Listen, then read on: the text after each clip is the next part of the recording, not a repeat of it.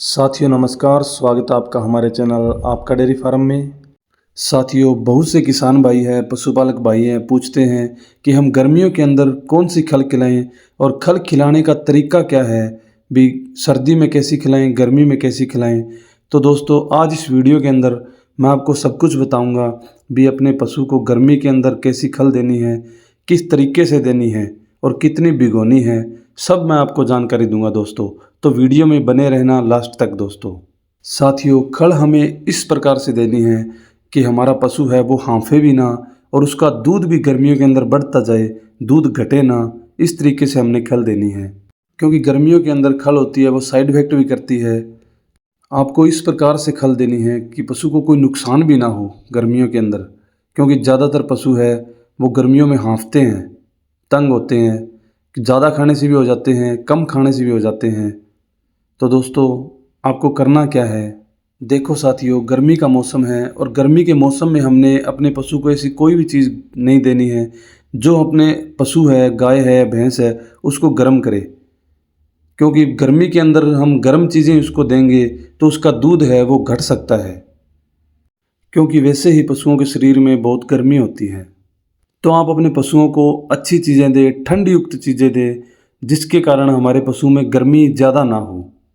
और रही बात दोस्तों, आप अपने पशुओं को इस तरह की खल दें जिससे आपको अच्छा रिजल्ट मिले। तो दोस्तों, जहाँ तक हो सकता है वहाँ तक आप अपने पशुओं को बिनोला की खल खवाइए। बिनोला होते हैं जो, उनकी खल खिलाइए आप उनको। अगर बिनोला की खल देना चाहते हैं तो वो आप दीजिए। अगर आप मिक्स करके देना चाहते हैं तो आप उसके अंदर सरसों की खल मिला सकते हैं। और सरसों की खल है जो वो ज़्यादा नहीं मिलानी है आपने, क्योंकि सरसों की तासीर होती है वो गर्म होती है, इसलिए आपने ज़्यादा नहीं मिलानी है। आपने 100 में से मान लो 10%, 20% आपने सरसों की खल मिलानी है और 80% आपने बिनोला की खल मिलानी है। अगर आप अकेली सरसों की खल दे रहे हैं अपने पशुओं को तो वो आपके पशुओं में गर्मी कर सकती है। अगर आप अकेली खल दे रहे हैं, अकेली बिनोला की दे रहे हैं तो भी बहुत बढ़िया है, इसका भी बहुत बढ़िया रिजल्ट है गर्मियों के अंदर। और एक बात का आपने बहुत अच्छे से ध्यान रखना है, आपने सरसों की खल है वो अकेली नहीं देनी है, गर्मियों के अंदर तो बिल्कुल भी नहीं देनी है। इसे आप बिनोला की खल के अंदर मिक्स करके दे सकते हैं, अकेला नहीं देना है आपने। रही बात दोस्तों, आप जो भी खल दे रहे हैं, मतलब मिला रहे हैं या नहीं मिला रहे हैं, या अकेला बड़ेवा की है या सरसों की मिला रहे हैं उसके अंदर, तो आपको एक बात का ध्यान रखना है, आपने खल को गर्म पानी के अंदर नहीं भिगोना है। गर्मियों के अंदर आपने नॉर्मल पानी के अंदर भिगोना है। और वो भी आपने दोस्तों कम से कम 3 घंटे खल को भिगोना ही भिगोना है। क्योंकि अंदर इसके जो बिनोला होता है ये भी थोड़ा गर्म होता है, इसकी जो गर्म तासीर होती है वो ठंड पानी होता है जो नॉर्मल, उसके अंदर डालेंगे तो वो गर्मी उसकी थोड़ी दूर हो जाती है खल की, बड़ेवा की खल की। कई पशुपालक भाई है वो ऐसा करते हैं, जैसे सुबह 9 बजे खल को भिगो दिया और शाम को 5 बजे या 6 बजे उस खल को हम अपनी भैंस है या गाय है उसको खिला रहे हैं। तो ऐसा बिल्कुल नहीं करना। आपने खल को ज़्यादा देर नहीं भिगोना है। क्योंकि आपने खल को 9 से शाम को 5-6 बजे तक भिगो दिया, मतलब 8-9 घंटे भिगो दिया, ये खराब करती है इतनी भिगोई हुई खल पशुओं को।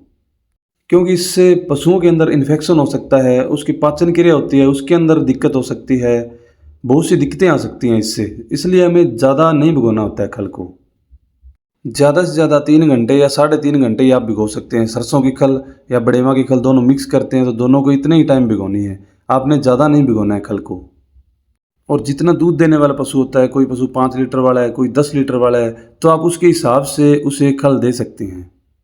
कई पशुपालक भाई है जो 1 किलो देते हैं, कई 2 किलो देते हैं, कई 3 किलो देते हैं।